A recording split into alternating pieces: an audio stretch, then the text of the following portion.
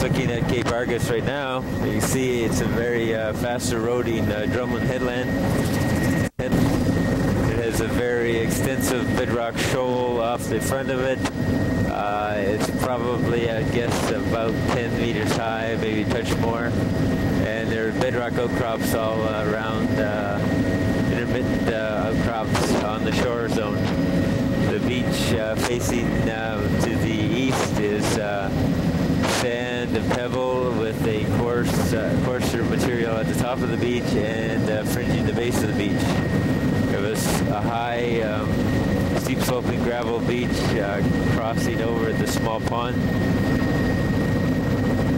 with the erosional headlands on either side of it and a bedrock rock platform at the base of it.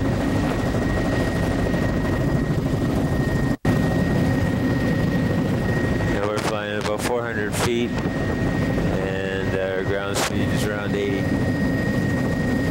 Again, along this portion heading towards Red Head, we've got discontinuous small pocket barrier beaches in front of ponds and lagoons, infilling them in between the erosional headlands,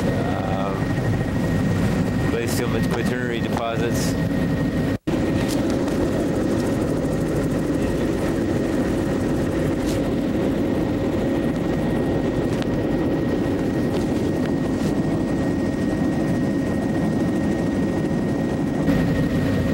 Some of this has been plowed and cut for timber.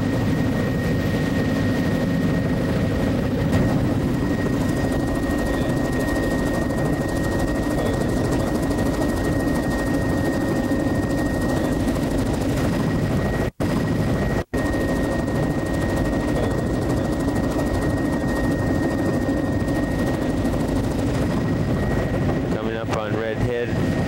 This headland's at about 15 to 30 meters. Very extensive glacial deposits, extreme gullying through it, slumping of trees. The beach itself at low tide, which is now, is approximately 30 meters wide. Discontinuous cobble boulder debris across the low tide and into the shore face. Some sand. There's a logging road up above which gives us access to the area. Right now we're in overcast conditions and it's going to get worse up near the strait. Strong northwest winds. We're in a sort of a late Devonian bedrock in this area, and then we switch into a carboniferous sandstone, slate, siltstone. The ages are slightly different, but it's basically shale, sandstone, and siltstones with a cover of glacial deposits. Coming up here, you can see a logging road that gives you access to the beach, coming up onto the Eddy Point Light, the Mundell Pond. The tidal range here is about 2 meters, and we're just at low tide now. It's August 30th, 1993. The beach at Mundell Pond is littered with trees and old flotsam at the storm limit. It's mostly pebble, cobble with some sand in the lower intertidal. Coming around the cape, there's some riprap protecting the lighthouse. But on the beach facing up the Strait of Canso is a well-formed foreland, a much wider beach with older ridges in the back shore. And some of that looks like it's been scraped for gravel. As we come off the pond, we're going right into the Sand Point area, and there's extensive bedrock that looks like sandstone at the base of the cliff, and a very much narrower Phrygian beach. It's primarily pebble. There's sort of a drape of quaternary deposits over top. Coming up onto Eddy Cove, there's an extensive break wall on both sides and a wharf, and the sandy, some pebble material at the head of the cove.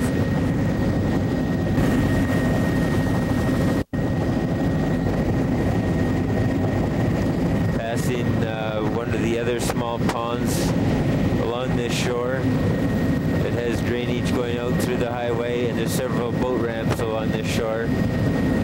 Again, you have your quaternary deposits from the road down. That would be probably maybe 8 meters of relief, up to 10, maybe 15 in places. It's fairly well vegetated, although there's slumpy trees. The base of the cliff is a boulder lag, and the beach is mixed sand, pebble, and cobble up to boulder size class.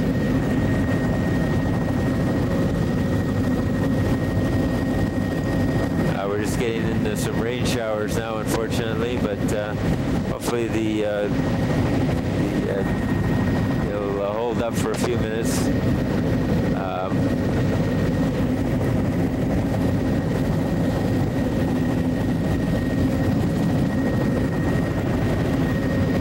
The highway skirts this whole shoreline, so it's easy access, although getting right down to the beach is not always that easy, getting over the cliff and so on.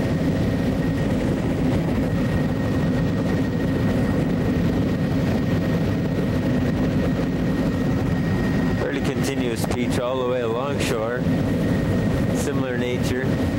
There's some aquaculture or some nets offshore here in the water. It's an extensive net extending offshore, and then 6 buoys. Where this boat is in the water, there's several boat ramps. And the sediment continues to be a mixture of sand, pebble, cobble, and a few boulders scattered across the beach.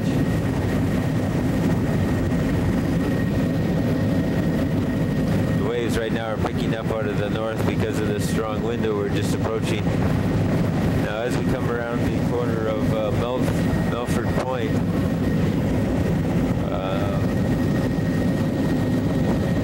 there's a small pond, some boat ramps. Also some aquaculture going on here by the looks of things. There's 1, 2, 3, 4, 5, 6, 7 net arrangements, circular nets offshore.